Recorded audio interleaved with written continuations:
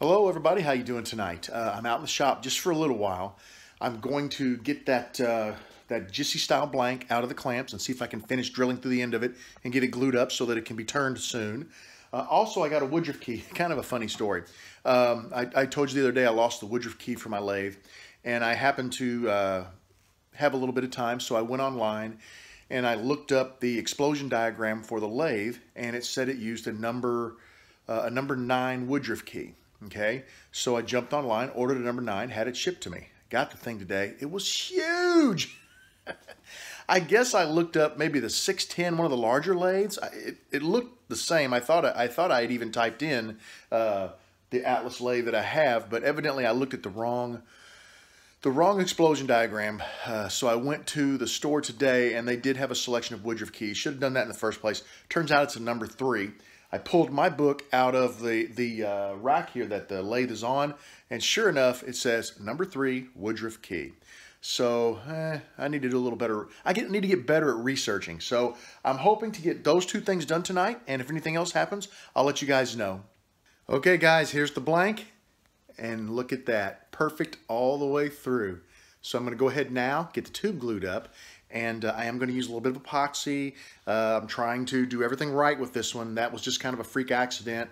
And I don't know, sometimes with walnut, I've had trouble lately with walnut having hairline cracks in it. So I'm hoping that was the problem and I don't have any more issues. I've looked the blank over closely and I don't see anything, but keep your fingers crossed for me. I've got the tube drilled into my blank. It's just slightly below the surface on both ends. We're going to let this set overnight and thoroughly dry, and then we'll come back and get it turned. I've been working on the lathe, and I believe I have success. Now I've got everything set so that the lathe spins really slow. I've got it on the largest pulley down here, smallest pulley there, largest there, and smallest there, so that I get the slowest spin possible.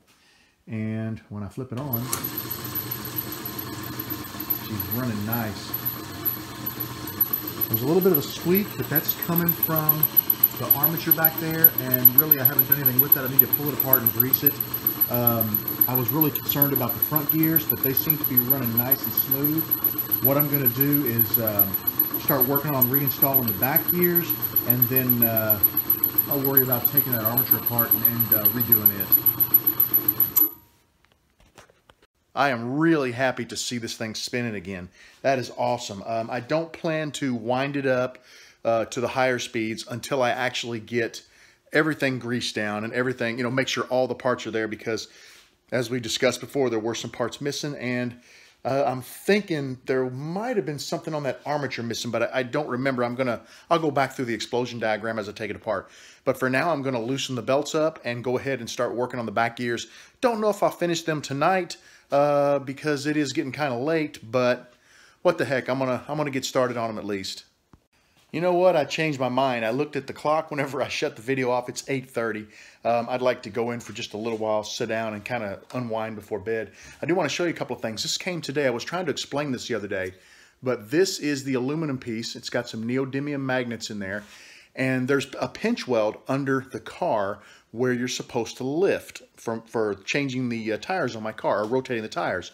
There's one in the front and one in the back, and basically you slide this up into that pinch weld, and it makes contact. It holds on because of the magnets, so you don't have to worry about it dropping off. You notice how thick it is. That's probably a good inch thick. It hangs down below the valance down there, and then you just take your floor jack, which has a nice round cup on it.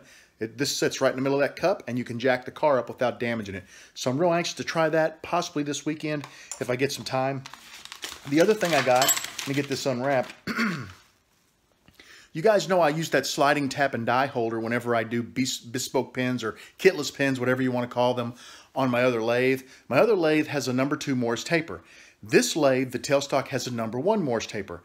I called Neil Butterfield over at Neil's Niche, and I asked him, Neil, can I buy just the slide, or just the, and I just forgot what it's called, for the number 1 Morse taper, and he sold this to me. So it came in today, and basically this just goes, this is just the number 1 version of the gosh, I wish I could remember what it was called now. I've totally lost it, and I'm sorry about that, but the slide just goes onto here. This goes into your tailstock. The slide goes onto here. And, well, let me show you one. I'll show you. I think I've got it over here. Here it is with the number 2 Morse taper installed. And basically, this just goes in the tailstock, and you can rotate the handle to tap threads or to cut them with the die.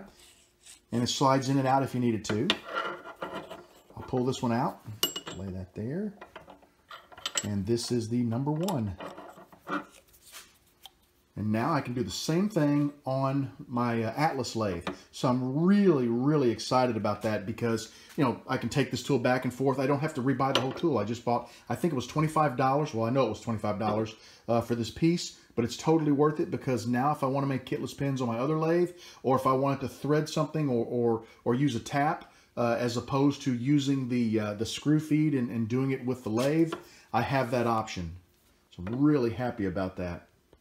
That is really all I've got for tonight. I'm going to go ahead. I just really wanted to install that Woodruff key, and I wanted to get that blank drilled out, and I wanted to get the tube glued in.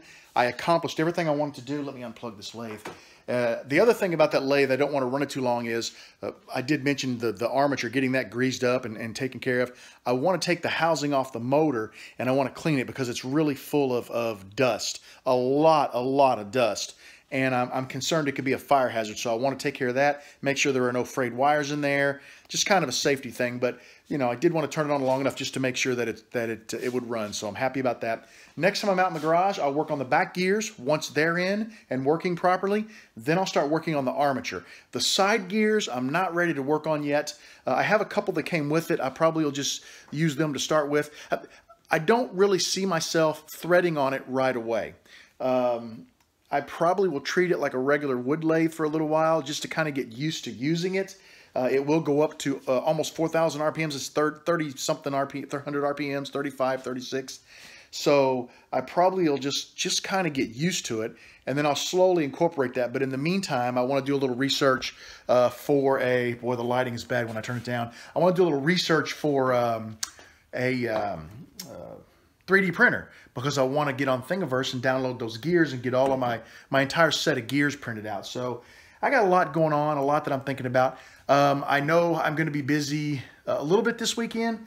Probably not too bad. I'm hoping to get some time in the shop. I will keep you guys posted, maybe even tomorrow night. I don't know, but we'll just keep moving these little projects ahead just a tiny bit at a time until we do start getting some solid time out here.